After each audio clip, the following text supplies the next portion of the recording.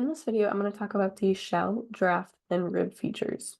You'll want to use these if your design is for manufacturing, and specifically if that manufacturing process is molding.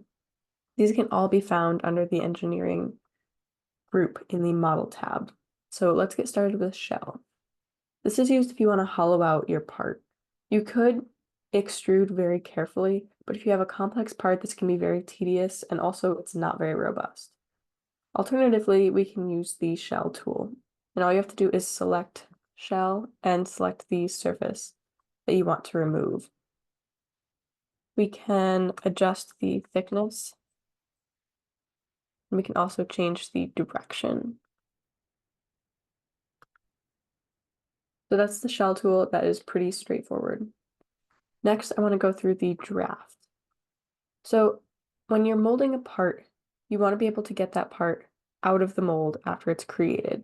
Drafting is when you add an angle to your part. See, this would be very difficult to get out of that mold, and it can potentially damage the mold or the part.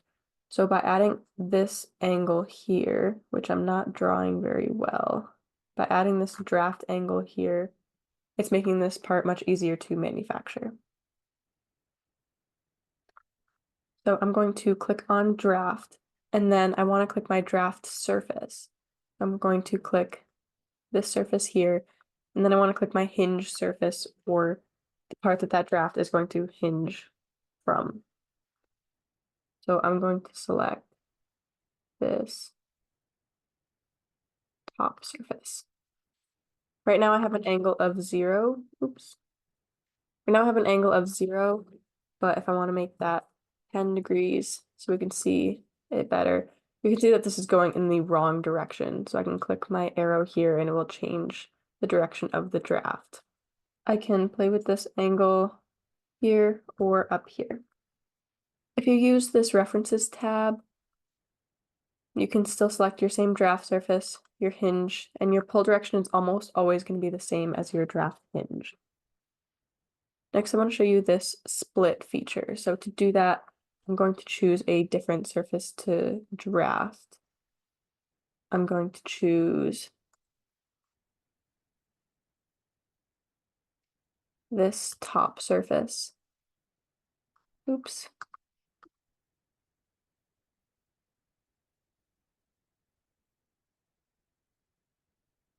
Here. And my hinge, I want to be my front plane. Since I have no split selected, it's just going to create that angle about my front plane. But if I want it to split about that plane, I can split by my draft hinge. And I can move these two surfaces independently on either side of my front plane. Or I can move them dependently, and they will stay the same as I change that angle. If I want my draft to look like this, but I don't want this circle to be drafted as well, I can go into my options and I can exclude a loop. And what I have to do is I can't select my surface down here. I have to select the projection of the surface, which is a little hard to see, but you can see this blue outline here. That's the surface I want to exclude, and you can see that everything else is drafted from this top surface except this cylinder. Next, I want to go through ribs, and I have created a separate part to talk about ribs. If we have a very thin feature like these cylinders here, and maybe it's not particularly strong, and we want to ensure that the object has some integrity, we're going to add ribs.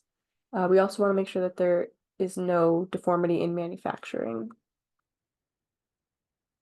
I'm going to select the surface that I want the rib to be on, and hit my drop down and choose Profile Rib. I'm going to go into my sketch, and normally we want our sketches to be closed, but for this feature, it doesn't necessarily have to be. But we do want to make sure that the end of our line is on the extrusion. My arrow is going in the wrong direction. I want my rib to come in this way, and I can change the width up here.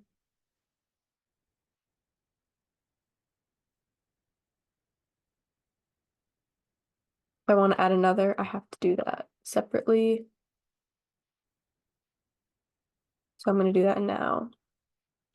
And typically we want our ribs to be straight lines, but for the sake of this demonstration, I'm going to add a spline.